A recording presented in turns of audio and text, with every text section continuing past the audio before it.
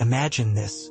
You're lying next to someone who swears they love you. They laugh with you, share meals with you, maybe even build dreams with you. On the surface, everything feels normal, safe, stable.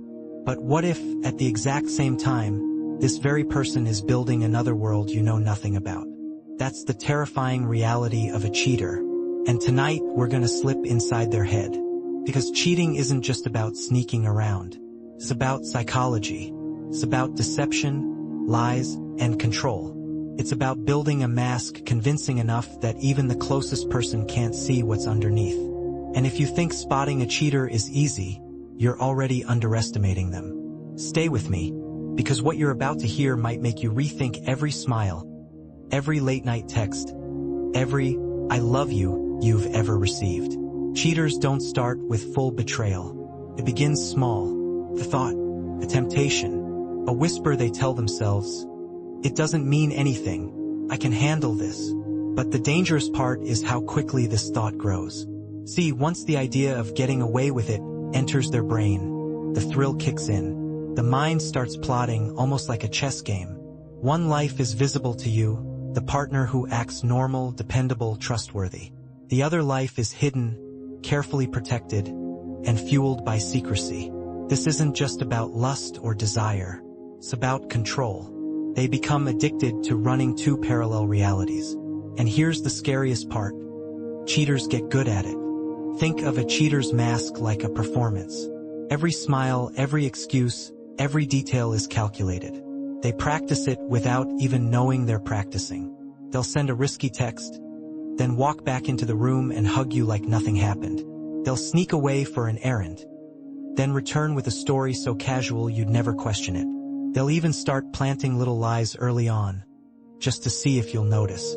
This mask isn't just about hiding mistakes. It's about convincing themselves they're still the same loving partner. They tell themselves, if I keep my mask on, no one gets hurt. This isn't really betrayal.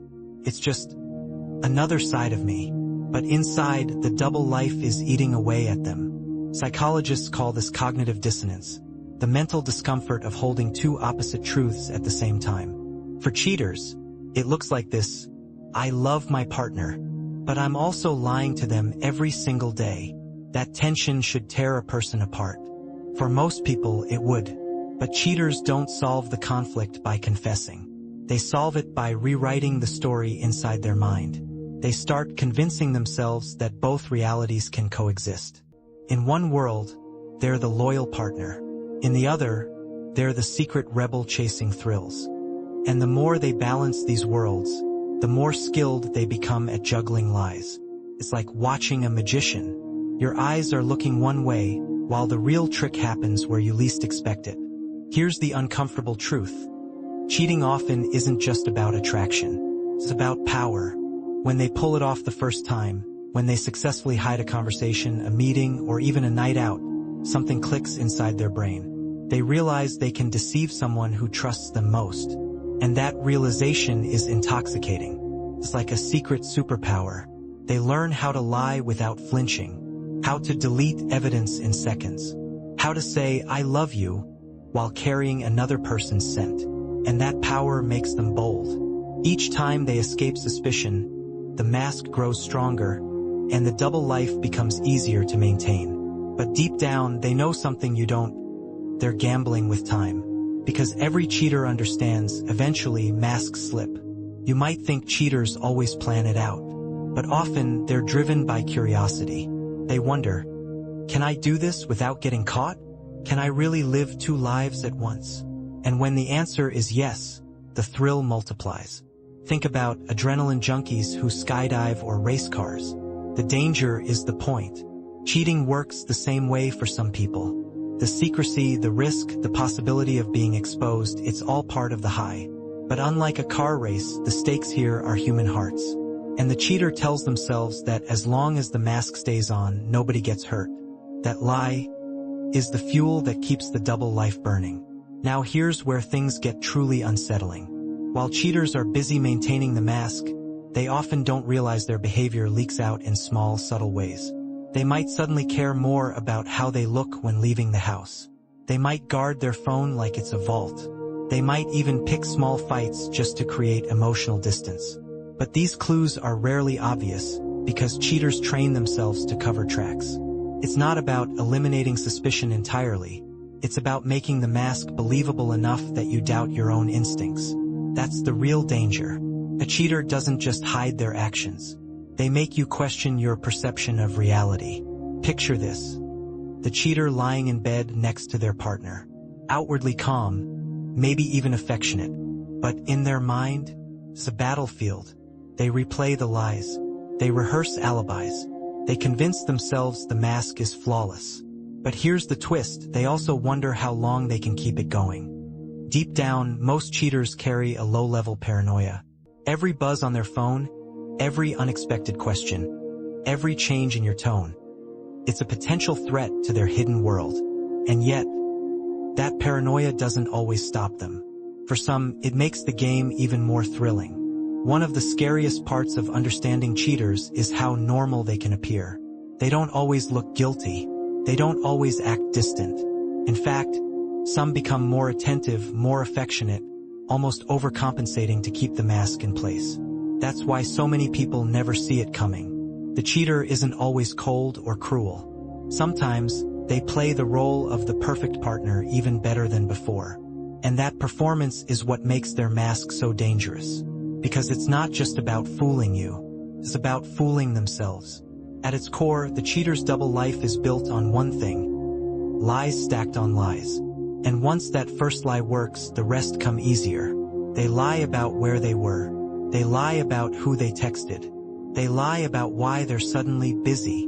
But here's the unsettling truth. Lies don't stay small. They multiply. They twist. They trap the cheater in a web where every new cover-up depends on the last one. Eventually, the cheater isn't just lying to their partner. They're lying to themselves. Even the best mask has cracks. Cheaters know this. And whether they admit it or not, they live with a silent countdown in their head. Every conversation could expose them. Every unexpected phone call could ruin everything. Every slip of memory could collapse the double life in seconds. And yet, many keeps going. Because for them, the thrill of living two lives outweighs the fear of losing everything. So what does this tell us? That cheating isn't just a mistake. It's a mindset. It's a dangerous dance between secrecy and exposure, between guilt and power. And once someone builds that mask, tearing it off isn't simple. Every great collapse begins with a single crack. Every avalanche starts with a single stone. And every cheater's downfall starts with one thing: the first lie. It may look harmless at first glance. Tiny excuse, a half-truth, a skipped detail, nothing that screams betrayal. In fact, most cheaters will tell themselves it doesn't count. But in reality, that first lie is the seed that grows into something darker, bigger, and unstoppable. Once they realize they can get away with the first lie, the game changes forever. Cheating rarely begins with someone blurting out, "I'm going to betray my partner today." It starts much smaller. Their phone lights up with a message from someone they shouldn't be talking to at midnight. They tilt the screen away. You ask, "Who was that?" And instead of answering honestly, they say, "Oh, it's just work. Nothing important." That right there is the birth of the double life. It's not about the message. It's about the choice to hide. The second they choose secrecy over honesty, they cross an invisible line. And once crossed, it's almost impossible to step back. The human mind is an expert at self-deception. When cheaters tell the first lie, they don't see it as betrayal. They see it as protecting feelings, avoiding drama, or simply not a big deal. They think, "I don't want to make my partner jealous. This isn't serious, so I don't need to mention it. I'll handle this myself. No need to overthink it." But make no mistake, that rationalization is the cheater's brain justifying dishonesty. It's like planting a tiny spark in a dry forest. On its own, it looks harmless. But under the right conditions, it can burn everything to the ground. That first lie isn't just about hiding the truth. It's about testing limits. When they lie and you believe them, something clicks in their brain. They feel a rush, relief mixed with power. "I just lied, and they didn't notice. I can do this." That feeling becomes addictive. tells the cheater that deception is possible, maybe even easy. And with that, the door to bigger lies swings wide open. The cheater learns a dangerous lesson. If I can get away with this, what else can I get away with? One lie is never enough. When you tell a lie, you need another one to cover it. Then another to make it believable. Then another to protect the story from collapsing. Before long, the cheater isn't carrying one secret. They're carrying dozens, all connected. And the weight of those lies changes them. They become hyper-aware of questions, scanning every conversation for traps. They memorize stories, excuses, fake timelines.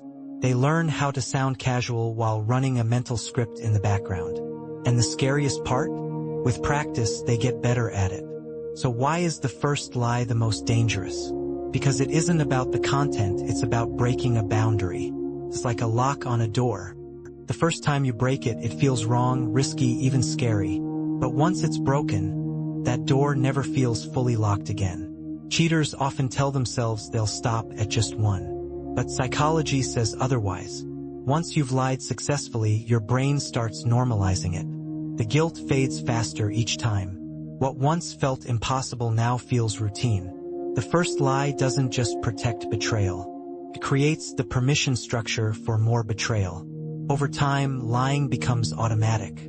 The cheater doesn't even pause to consider honesty anymore.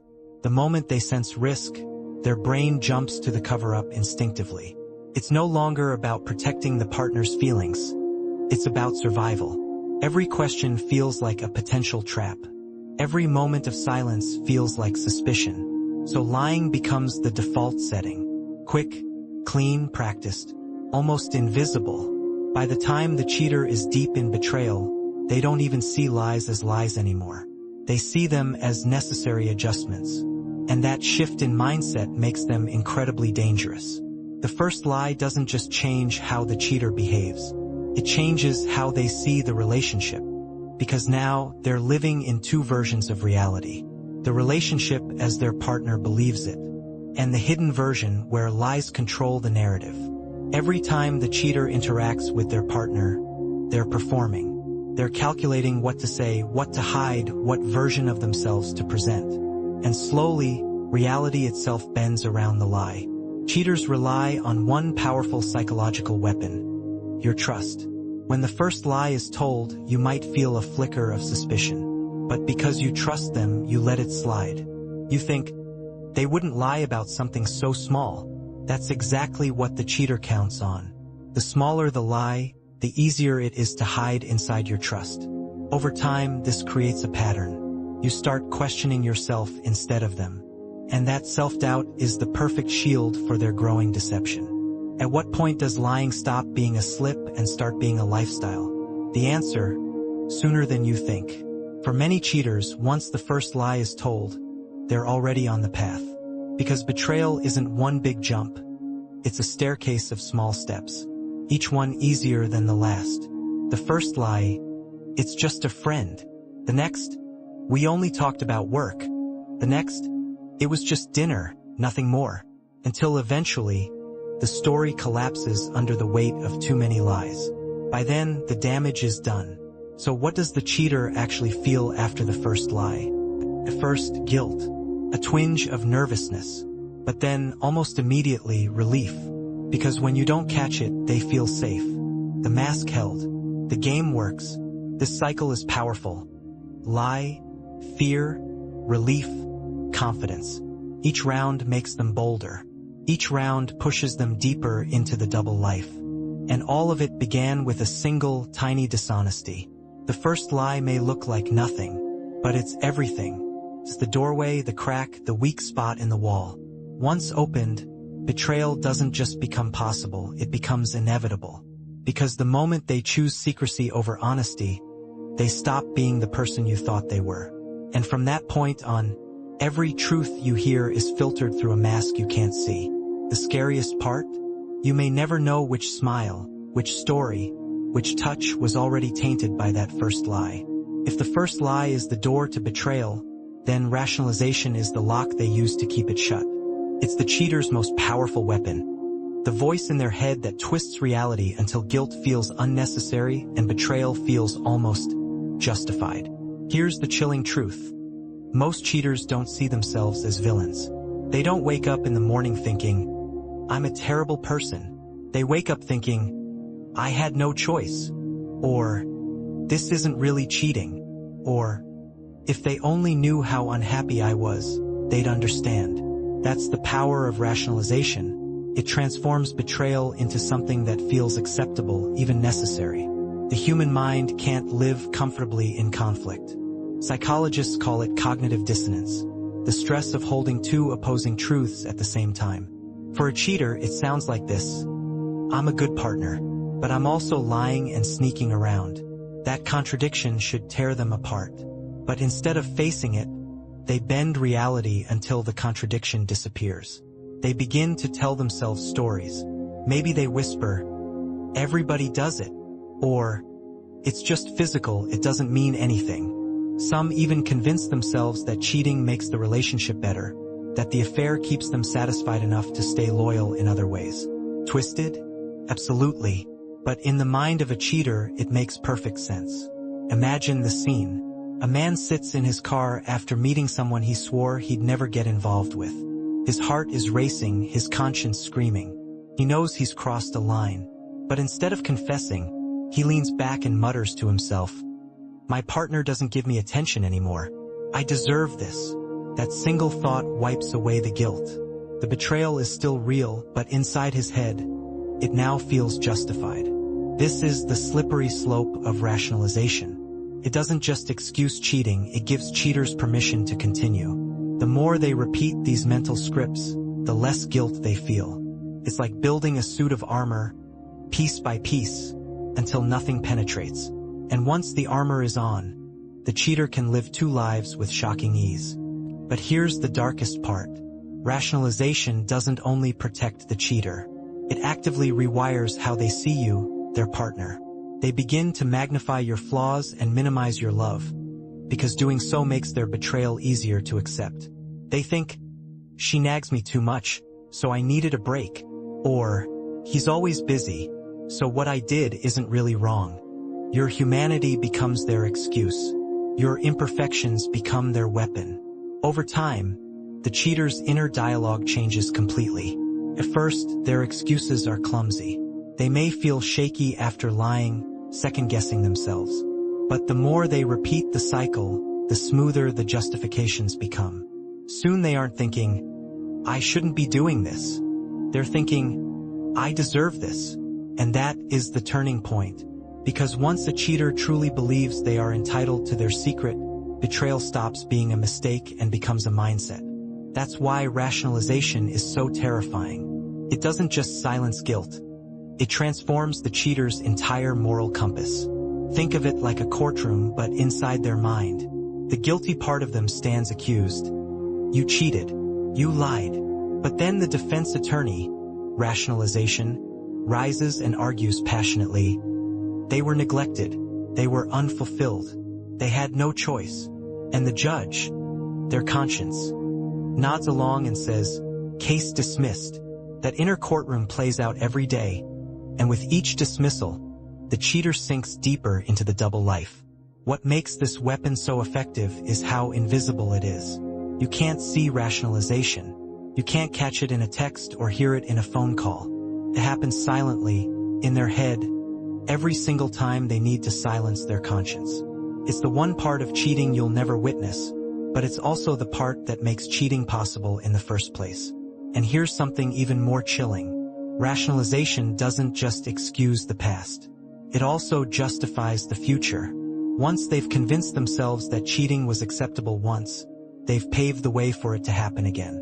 Because now, the story isn't, "I cheated once and it was wrong." The story becomes, "This is who I am, and it's okay." Imagine the coldness of that thought. To look at betrayal not as a failure, but as something reasonable. To wear a mask so convincing, even to themselves, that they start believing the lies they tell. That's what makes rationalization the cheater's favorite weapon. It doesn't just deceive their partner. It deceives their own soul. And if you've ever confronted a cheater, you've probably seen it firsthand. They rarely admit, "Yes, I did this because I was selfish." Instead, they'll twist the narrative. "You were distant. You pushed me away. You never listened." They turn themselves into the victim, painting betrayal as the natural response to being hurt. In their mind, they didn't destroy trust. They were simply seeking what they deserved. That is the danger of rationalization. It doesn't just rewrite the past. It rewrites the entire relationship. The cheater starts to believe a version of events that isn't real, but feels real enough to let them keep going. And the longer they live in that false reality, the harder it becomes to ever face the truth. You might think guilt would stop them eventually, but guilt is weak compared to rationalization. Guilt whispers, "You're doing wrong." Rationalization shouts, "You're doing what you had to." And the cheater always listens to the louder voice. So, remember this, when you look into the eyes of a cheater, you're not just seeing someone who lied. You're seeing someone who built an entire mental system to protect the lie. You're seeing a mind that has twisted itself into believing that betrayal was necessary, even noble. And once someone reaches that level of self-deception, it's almost impossible to bring them back. Cheating isn't only about desire. It isn't only about filling some emotional void or seeking attention. For many cheaters, it becomes something far more dangerous.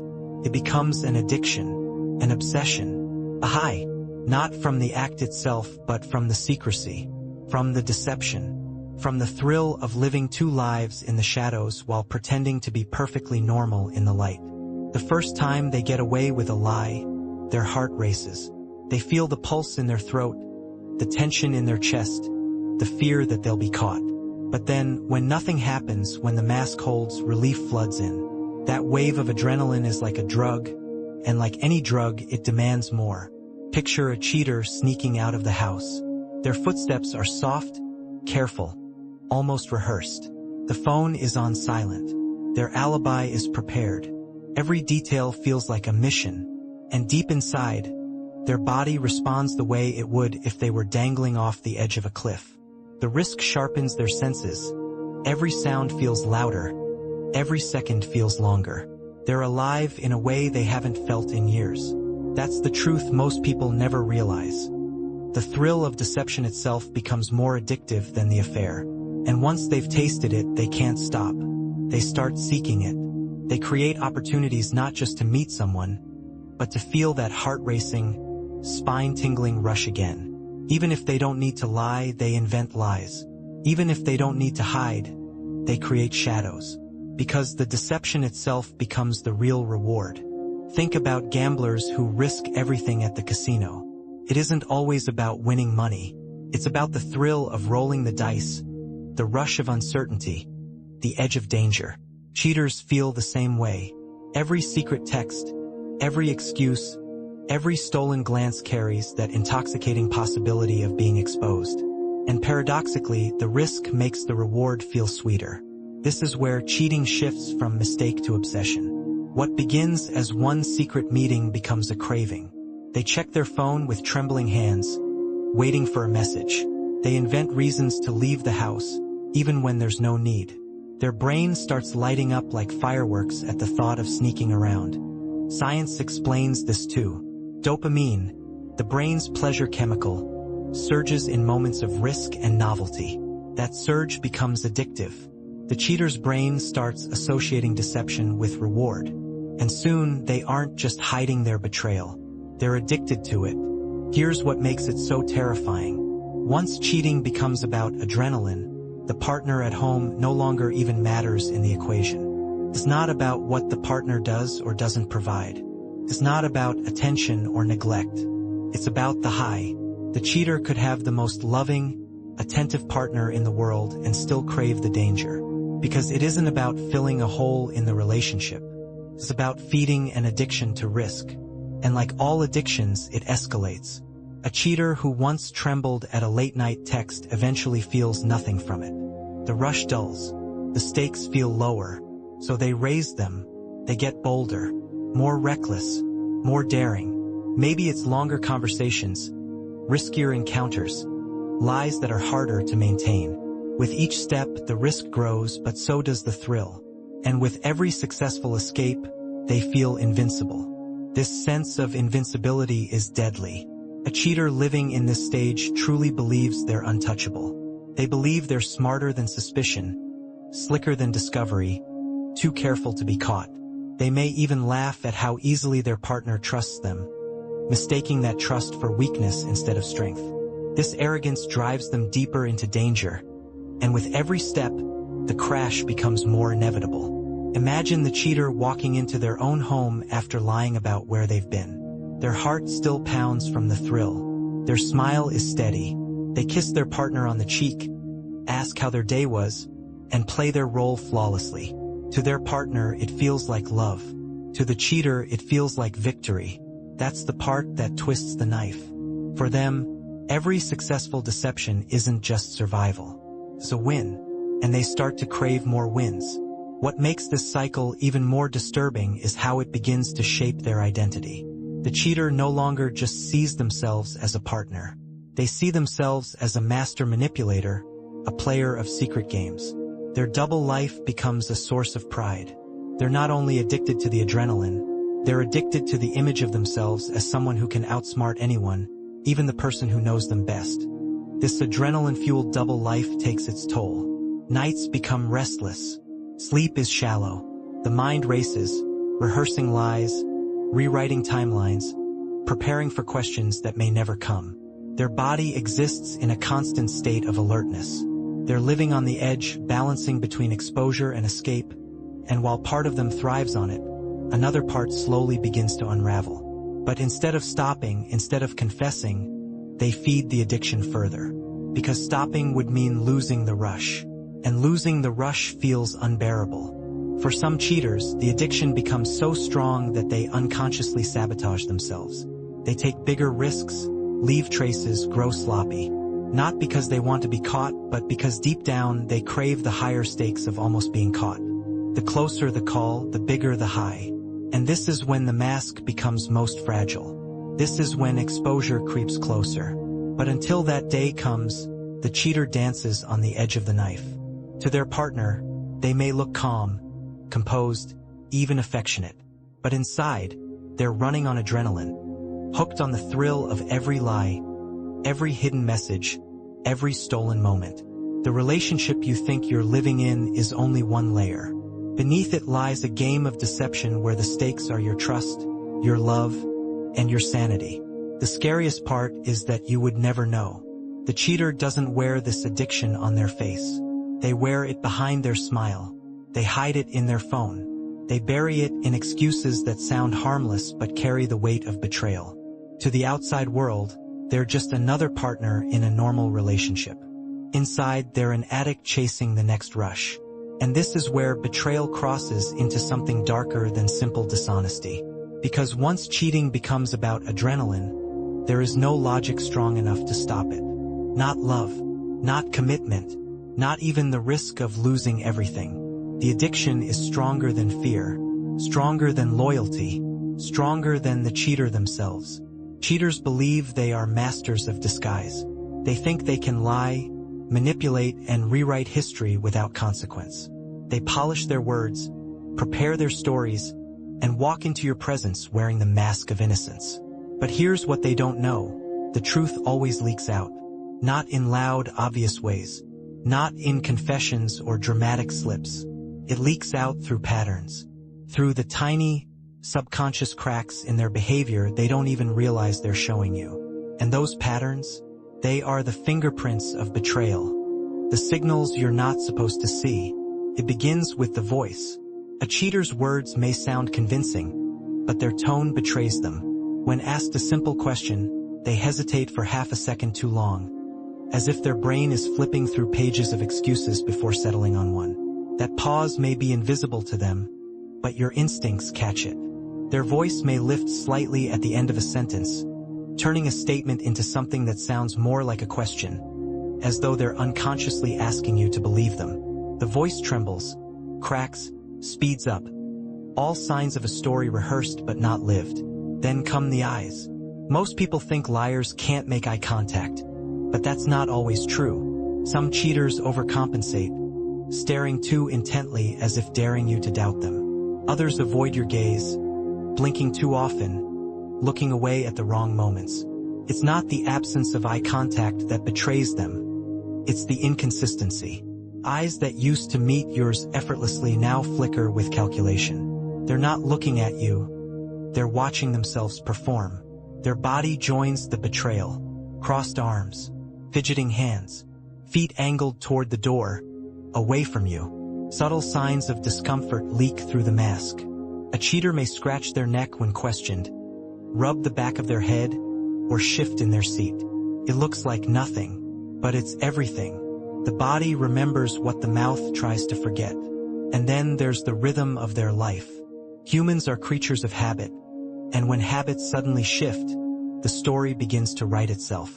A cheater may stay up later than usual, claiming they're just busy.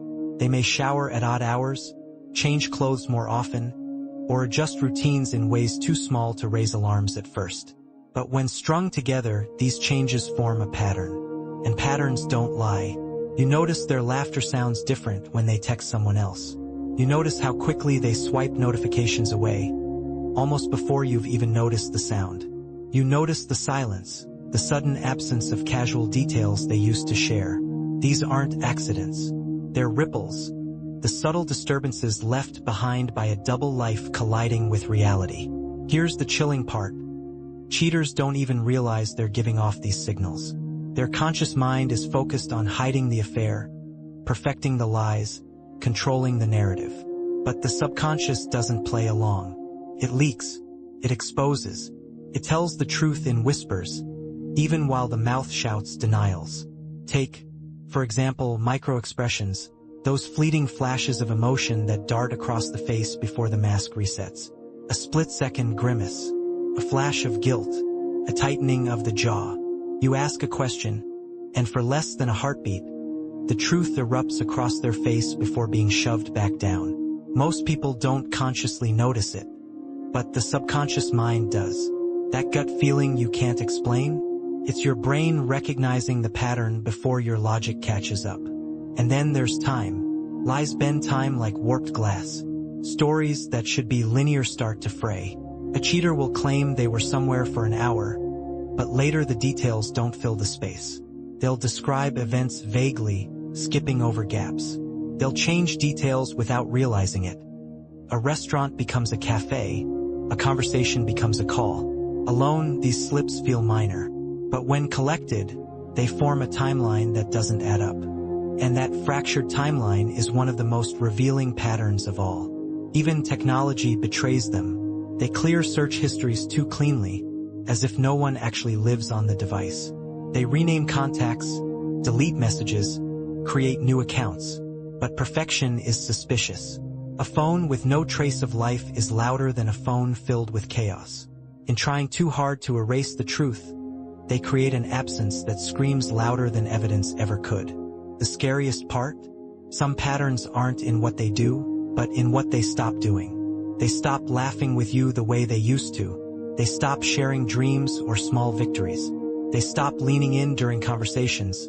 Stop reaching for your hand. Stop listening to the details of your day. Love fades not with explosions, but with silences. And those silences often carry the weight of a secret life. Cheaters count on you ignoring these patterns. They hope you'll dismiss the pauses, the slips, the changes, chalking them up to stress or bad moods. They rely on your love, your trust, your willingness to doubt yourself instead of doubting them. And for a while it works. But patterns repeat, patterns grow, and sooner or later, the truth they tried so hard to bury begins rising to the surface. Why is this so powerful? Because once you learn to see the patterns, gaslighting loses its power. Lies lose their shine. Manipulation falters. You're no longer trapped in their version of events. You're watching the raw footage behind the performance. And once you see that footage, you can never go back. Every cheater knows deep down that what they're doing is wrong. They know the lies, the secrecy, the manipulation. All of it is betrayal. But here's the disturbing part. Most cheaters don't see themselves as villains. They see themselves as misunderstood heroes in their own private story. And the way they achieve that transformation is through emotional justifications. This is the theater inside the mind of a cheater, a place where betrayal is rewritten as survival, where selfishness is dressed up as sacrifice, where the cheater casts themselves not as the destroyer, but as the victim. It starts with dissatisfaction. Maybe it's a real problem in the relationship, distance, arguments, a lack of intimacy. Or maybe it's imagined, exaggerated by their own entitlement. Either way, the cheater latches onto it like oxygen. I wouldn't have done this, they tell themselves. If I were truly happy, they frame the betrayal not as a choice, but as a desperate response to emotional starvation. But dissatisfaction alone isn't enough to erase guilt. So they go further. They begin telling themselves stories that turn cheating into something almost noble. I didn't want to hurt my partner. That's why I didn't say anything. Or, I stayed in the relationship for their sake, even though I wasn't fulfilled. In their mind, silence becomes kindness. Lies become protection. Betrayal becomes mercy. This is the heart of emotional justification, the rewriting of motives. A cheater rarely admits, even to themselves, I wanted this because I was selfish.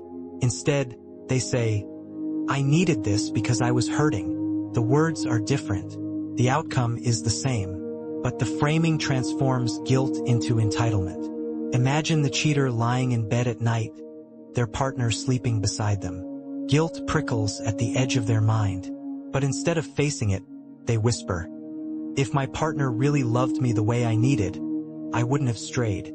The knife twists, but not in their heart, in yours, because now, in their private theater, you are the reason for their betrayal. Your flaws, your failures, your shortcomings become the script that excuses their actions. And here's where the uncertainty begins. Because sometimes there are flaws in the relationship. No partnership is perfect. Maybe there was distance. Maybe there were arguments. And so, when the cheater weaponizes those imperfections, the narrative starts to feel plausible. You begin to wonder, was it me? Did I push them to this? That doubt is exactly what emotional justification feeds on. But the cheater doesn't stop there. They expand the script to include the special connection with the other person. Suddenly, the affair isn't just physical. The soul deep. They understand me in ways my partner never could. We just click. It feels like fate. These lines aren't about love. They're about rewriting betrayal as destiny. They turn an affair into a love story, so that cheating feels less like a crime and more like something inevitable. This illusion is powerful because it cloaks betrayal in the language of romance. Instead of facing the ugliness of deceit, the cheater bathes in the glow of a forbidden love narrative. And if you've ever confronted a cheater, you may have heard it yourself. You don't understand. This wasn't just cheating. It was real. They say it with conviction, as if rewriting their own heart makes the betrayal less destructive. But beneath the poetry, the truth is ugly. Emotional justifications are nothing more than masks. They don't erase the lies. They don't heal the wounds. They just reframe the story so the cheater can keep playing the role of the misunderstood protagonist. And the more they repeat these justifications, the deeper they sink into the fantasy. Here's the darkest twist. Sometimes, cheaters believe their justifications so deeply that they weaponize them against you. They accuse you of neglect, of indifference, of not being enough. They paint themselves as the wounded one and you as the cold partner who drove them into someone else's arms. In that moment, betrayal becomes your fault. They don't just justify to themselves, they force you to carry the guilt too. This psychological inversion is devastating because it places the victim in the role of the aggressor. Instead of the cheater begging for forgiveness, you find yourself apologizing. Apologizing for being too busy, for being tired, for not seeing their pain, for not filling the void they claim you left. It's the ultimate manipulation, betrayal twisted into victimhood, guilt transferred from the guilty to the innocent. But here's the haunting truth. Even cheaters who stay silent still perform these justifications in their own heads. They build a wall of excuses that allows them to look in the mirror without flinching. They convince themselves they're not monsters, not liars, not traitors, just people searching for love, for connection, for something they deserved. And when they believe it hard enough, they can look you in the eyes and say, "I love you," while living a double life without hesitation. What makes this so disturbing is that emotional justifications blur the line between truth and fantasy. If you ask a cheater why they did it, you might hear an answer that sounds painfully real. "I felt ignored. I felt unloved. I felt alone." The feelings may be real, but the conclusion they drew from them is not. Instead of facing the problem, they fled. Instead of speaking the truth, they created another world. And in that world, cheating becomes reasonable. This is why uncovering betrayal often leaves the victim in a fog of confusion. Because when you hear their justifications, part of you wonders if they're right.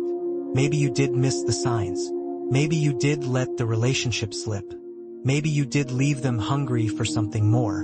And in that doubt, their justifications become poison that seeps into your sense of self-worth. But remember this: every relationship has cracks. Every partnership has moments of distance, moments of misunderstanding. Those cracks don't justify betrayal. They invite communication, not deception. They demand honesty, not secrets.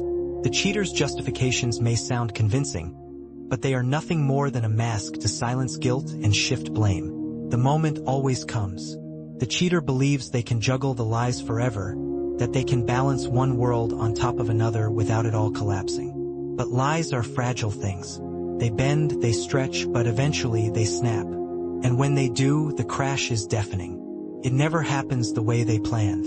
Rarely is it a dramatic confession or a guilty breakdown. More often, exposure arrives like a shadow slipping under the door. Quiet at first, but unstoppable. A phone left unattended. A message popping up at the wrong time. A detail that doesn't add up.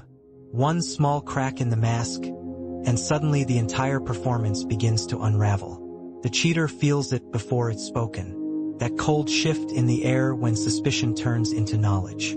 Maybe you ask a question in a slightly different tone. Maybe your silence is too long, your gaze too steady. In that instant, they know. They've been seen. And inside their chest, panic ignites like fire. The body betrays them first. Their heart pounds so hard they feel it in their throat. Their palms sweat. Their stomach twists. They scramble for calm, but their mind races. What did they find? How much do they know? Can I still control this? Exposure is a thief. It steals the cheater's greatest weapon, control of the narrative. Up until this moment, they've been the author of the story, deciding what to reveal and what to hide. But now the pen is gone. You hold it. The power shifts, and the cheater finds themselves trapped in a story they can't rewrite. And here's the terrifying part. Their reaction in that moment is not always guilt. Sometimes it's rage. Sometimes it's icy calm. Sometimes it's another performance, even more desperate than the first. Because when the truth claws its way into the light, the cheater's instinct is not confession. It's survival. Picture the silence after the question, "Who is this?" A name on their phone, a message that doesn't belong. The cheater's mind explodes with possibilities. Deny, deflect, attack, freeze. They know every second matters. Every heartbeat of silence feels like a lifetime where guilt screams louder than words ever could. Some will deny everything, clinging to the lie until it burns away in the flames of evidence. It's not what you think. That's just a friend. You're imagining things. The words spill out fast, frantic, as if speed alone can erase the truth. But the eyes give it away. The panic, the trembling voice, the desperation of a cornered liar. Others go cold, almost emotionless. They shut down, refusing to engage. They think silence will save them, that if they don't react, maybe the storm will pass. But silence is louder than lies. It hangs in the air like a confession without words. And then there are those who lash out. They turn the exposure back on you. "Why were you going through my phone? Don't you trust me? You're paranoid." In that moment, they weaponize your doubt, trying to bury the truth under accusations. It's gaslighting at its most desperate, a last-ditch attempt to shove the mask back into place even as it crumbles. But no matter the reaction, the truth is out. And with it comes the collapse. The collapse is not just emotional, it's structural. Every lie was a brick in the cheater's double life. Every excuse, every cover story, every justification was a wall protecting their secret world. Exposure smashes through those walls in seconds, leaving nothing but rubble. The messages, the calls, the late nights, the shifts in behavior, all the things that didn't add up suddenly make perfect, devastating sense. For the victim, this moment is shattering. The world tilts. Reality fractures. You replay every memory through new eyes, realizing the person you trusted most was living a second life right beside you. Questions claw at your mind. How long? Why them? Was anything real? The ground beneath you feels unstable, as if the life you built together was nothing more than a stage set that collapsed under its own weight. For the cheater, the collapse is a different kind of hell. The double life that once felt thrilling now becomes suffocating. The adrenaline that once fueled them turns into dread. They're no longer the hunter of secret pleasures.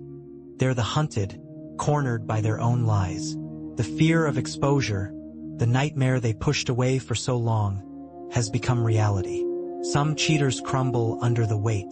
They break down, sobbing, confessing everything in a flood of guilt. They beg, they plead, they promise. In that moment, their justifications dissolve, leaving behind raw desperation. They swear it meant nothing. They swear it won't happen again. They swear you're the one they truly love. But the words ring hollow because the betrayal already exists. Others refuse to break.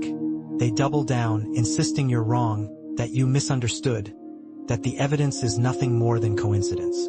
They cling to the fantasy even as it collapses around them, hoping denial will buy them time. But denial can't rebuild a house already burned to the ground. And then there are the rare few who confess without remorse. Exposure frees them in a twisted way. They no longer have to juggle the lies, and so they shrug, almost relieved. Yes, I cheated. No apologies. No guilt. Just cold admission. For them, exposure is not collapse. It's escape. But that coldness is its own kind of cruelty, a final knife in the back of someone who believed in them. But no matter how they react, one truth remains. The moment of exposure is the end of the mask. Whether with tears, rage, denial, or cold silence, the double life is over. And once the truth is seen, it can never be unseen. This is why exposure is the cheater's deepest fear. Not because of the fights that follow. Not even because of the potential loss of the relationship. But because exposure strips them bare. It forces them to face what they worked so hard to avoid. Reality. And reality has no room for the stories they told themselves, the justifications they clung to, the fantasy they built in secret. The irony is cruel. The cheater spent so much energy trying to control the story, but in the end, the truth always writes its own ending. And that ending is never the one they imagined. The exposure has happened. The lies are out. The mask is shattered. And now, both the cheater and the betrayed are standing in the wreckage of what used to be their relationship. The adrenaline has drained. The shouting has quieted. The truth hangs heavy in the air like smoke after a fire. But here's what most people don't realize. The exposure isn't the end of the story. It's the beginning of the aftermath. And for many cheaters, it's the opening chapter of something even darker, the cycle. A pattern of betrayal, remorse, reconciliation, and relapse that can repeat itself again and again, like a curse that refuses to be broken. Because cheating is not always a one-time mistake. For many, it's a mindset, pattern, a hunger that doesn't end with one exposure. And if you're not careful, the cycle will drag both of you back into its grip, again and again, until there's nothing left but ashes. The mask has been ripped away, the truth has come crashing out, and now both the cheater and the betrayed stand in the ruins of what once felt unbreakable. Exposure always feels like an ending, but it is not. It is the beginning of something far darker, a new phase that many never escape. The betrayal may be revealed, but its consequences echo long after the first confrontation, weaving themselves into a cycle that repeats, again and again, until it consumes everything. The first moments after exposure feel like shockwaves. For the betrayed, It is devastation in its rawest form. The body reacts before the mind can catch up. Shaking hands, a stomach twisting in knots, a pounding heart that feels as though it might break through the ribs. The mind screams with questions, every memory replayed in rapid fire. How long has this been going on? How deep does the lie run?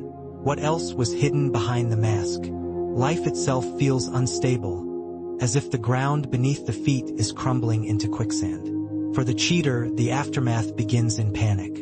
All of the lies, the rehearsed stories, the delicate balance of secrecy collapse in a single blow. Their mind scrambles, racing through excuses, through rehearsals of blame, through desperate attempts to control the story that has slipped from their grasp. Some break instantly, weeping, promising, begging, swearing it was meaningless, swearing it was a mistake. Others retreat into cold silence, hoping that by shutting down they can minimize the damage. Still others rage, deflect, and attack, trying to turn exposure into accusation, trying to make the betrayed feel guilty for discovering the truth. This is the first phase, the destructive wave that tears apart everything familiar. But destruction alone does not end the cycle. After the collapse comes the flood of promises. This is where the cheater scrambles to rebuild what they destroyed, not always out of love, but out of fear. Fear of losing the relationship, fear of being judged, fear of facing themselves. They swear they will never do it again. They insist it meant nothing. They promise to cut off all contact, to change their behavior, to reinvent themselves if that is what it takes. In those moments, the words sound convincing. They are drenched in desperation, sometimes even in real remorse. And yet, beneath the tears, there is a disturbing truth. Remorse born out of being caught is not the same as remorse born from genuine change. When the lies are revealed, the cheater often mourns not just the harm they caused, but the loss of the secret life they built. They are grieving the collapse of their fantasy as much as they are grieving the damage to the relationship. And while the betrayed may want to believe in the promises, while they may cling to hope that things can be fixed, survival remorse rarely lasts. If the relationship continues, if the betrayed chooses to stay, a fragile peace often follows. It feels like a kind of healing. There are long nights of talking, confessions shared, raw emotions laid bare. There may even be moments of closeness that feel deeper than before, as if surviving the storm has created something stronger. The cheater becomes attentive, present, almost overly eager to prove their devotion. The betrayed allows themselves to hope, to believe the promises were real. For a time, it feels like progress. But peace in the aftermath is deceptive. It is not transformation. It is only the eye of the storm, because the hunger that drove the cheating in the first place does not vanish with exposure. For some, it only goes dormant. The same forces that pulled them into betrayal, the thrill of secrecy, the craving for novelty, the addiction to validation, are still there, waiting, whispering, pushing at the edges of their mind. The calm may last months, maybe even years, but sooner or later the hunger begins to stir again. It often starts in small ways, almost invisible at first. A message that lingers too long. A conversation that crosses the line from friendly to suggestive. A rush of excitement at being noticed by someone new. The cheater convinces themselves it is harmless, that it is nothing compared to what they did before. They soothe their conscience with lies. This time it's just a chat, just a flirtation, just a moment. But the same justifications they once used return, creeping back into their mind like shadows. I deserve this. I'm not really hurting anyone. They'll never find out. And so, the cycle turns. What was once a single betrayal becomes a pattern. The story begins again. Betrayal followed by secrecy. Secrecy followed by exposure. Exposure followed by promises. Promises followed by temporary peace, until the hunger returns once more. Each time, the lines blur more easily. Each time, the guilt weakens. Each time, the justifications grow stronger. What was once unthinkable becomes familiar, then routine. The cheater tells themselves it's just who they are, or worse, they tell themselves it's who you made them become. The victim in this cycle suffers most.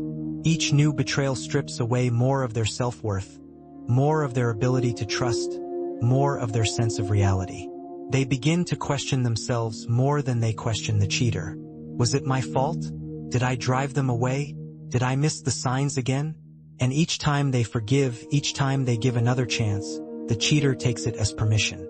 Permission to keep going, permission to test the boundaries again, permission to rewrite the story in their favor. The betrayed begins to live in constant uncertainty, caught between hope and fear, love and suspicion, clinging to what once was while drowning in what now is. Breaking free from this cycle requires something most cheaters are unwilling to face: brutal honesty. It demands that they confront the real reasons behind their betrayal: the ego, the fear, the hunger for validation, the addiction to secrecy. It demands therapy, reflection, accountability, and above all, a willingness to accept the full weight of the harm they've caused. Without that, the cycle will repeat, over and over, until the relationship ends or the betrayed is too broken to continue. And for the betrayed, breaking free means facing an equally brutal truth. Sometimes, no matter how much you love, no matter how hard you fight, no matter how many second chances you give, the cycle will not stop. Staying with someone who refuses to change doesn't heal the relationship. It feeds the cycle. And sometimes, the only way to break it is to leave, even when leaving feels like tearing your own heart out. The darkest truth of all is this: cheaters rarely cheat only once. The act of betrayal, once committed, becomes easier to repeat. The boundaries are crossed, the lines blurred, the guilt diminished. The justifications become second nature, the lies smoother, the remorse weaker. What felt like an unthinkable mistake the first time becomes a recurring pattern the second, the third, the fourth. And by then, the cycle has momentum. This is the aftermath. Not just the destruction of a relationship, but the creation of a cycle that consumes both the cheater and the betrayed, again and again, until there is nothing left but pain. It is not a single story, but a repeating one, a haunting echo of lies and broken promises that lingers long after the first betrayal. We have now walked through every layer of the cheater's mind. We have seen the secret double life, the first lies, the rationalizations, the gaslighting, the subtle patterns, the emotional justifications, the terrifying moment of exposure, and finally, the aftermath, the endless dark cycle that traps so many. And if there is one lesson to take from this journey, it is this: a cheater is not defined only by what they did once, but by the patterns they create. And unless those patterns are broken at the root, they will repeat again and again until the cycle leaves nothing but ashes behind. You've just spent an hour inside the mind of a cheater. You've seen the lies, the games, the justifications, the exposure, and the aftermath. And if you made it this far, you know this isn't just a story about someone else. It's a story that reflects the darkest corners of human psychology, the parts of ourselves we'd rather not look at. That's the unsettling truth, isn't it? Cheating isn't just about betrayal in love. It's about deception, manipulation, power, fear, and the hunger for control. It's about the shadows that exist in every human being, the places we hide, the secrets we carry, the lies we tell not just to others but to ourselves. If you felt that heaviness in your chest while watching, if you felt your stomach turn at the games cheaters play, if you caught yourself questioning people in your own life or maybe even questioning yourself, then you felt exactly what this channel is here to do: to pull back the mask, to expose the shadows, to walk you straight into the darkness, not to scare you, but to make you see it for what it is. Because knowledge is power, and the more you understand about the dark side of human behavior, the less it can control you, the less it can hurt you, the less it can trap you in cycles you never asked to be a part of. So if you're still here, it means something inside you refuses to look away. You're not like the millions who scroll past, avoiding the uncomfortable truth. You're one of the few willing to face it, and that's exactly why you belong here. But here's the thing: this journey doesn't stop tonight. The world is full of these hidden patterns. The manipulator who smiles while pulling your strings. The narcissist who rewrites your reality until you doubt your own mind. The toxic dynamics that trap good people in endless cycles of pain. And unless you learn to recognize them, unless you learn to see through the lies, you will always be vulnerable to them. That's why this channel exists, to give you the tools, the insight, and the raw, unfiltered truth that no one else will say out loud. If you felt the weight of what we uncovered together tonight, then take one simple step. Click like. Tells me you want more, and it tells the algorithm that this truth matters, that it deserves to spread. But don't stop there. Hit subscribe, because what's coming next is even darker, even deeper. Every week, we go further into the psychology most people are too afraid to confront. And if you think tonight was intense, what's ahead will shake you even more. And one more thing, drop a comment. Not just for me, but for yourself. Tell me what hit you the hardest. Tell me what you saw in tonight's journey that you can't unsee. Because the act of writing it out makes it real. It cements the lesson.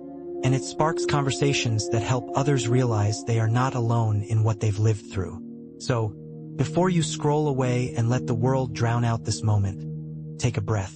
Feel what you feel right now, and then take action. Like, comment, subscribe, because this isn't just a channel. It's a journey into the shadows. And if you've come this far, I promise you, you're going to want to see what's waiting in the dark corners we haven't explored yet.